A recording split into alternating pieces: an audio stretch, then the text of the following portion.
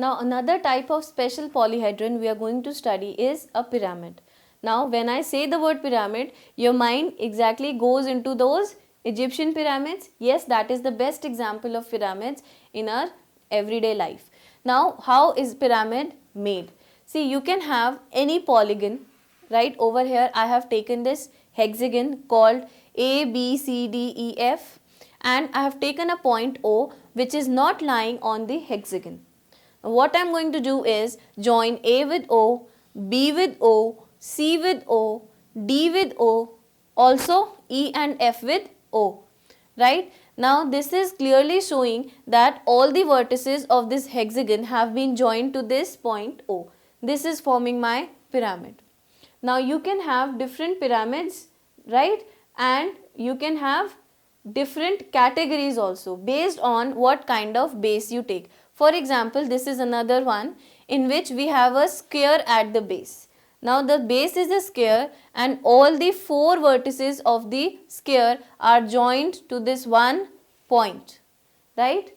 And please make sure you have paid attention that no matter what is the shape of the base, but your faces in both the cases are coming as the triangles. Over here also all the faces are triangles, and in this also. So a pyramid is a polyhedron whose base can be any polygon and whose faces are triangular in shape, right? So pyramid can have different bases, but its faces will always remain to be triangles.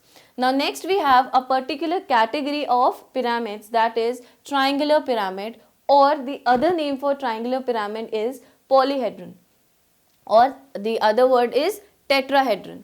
Poly is for many and tetra means your particular triangular one, right? Now we have the base of the pyramid as a triangle.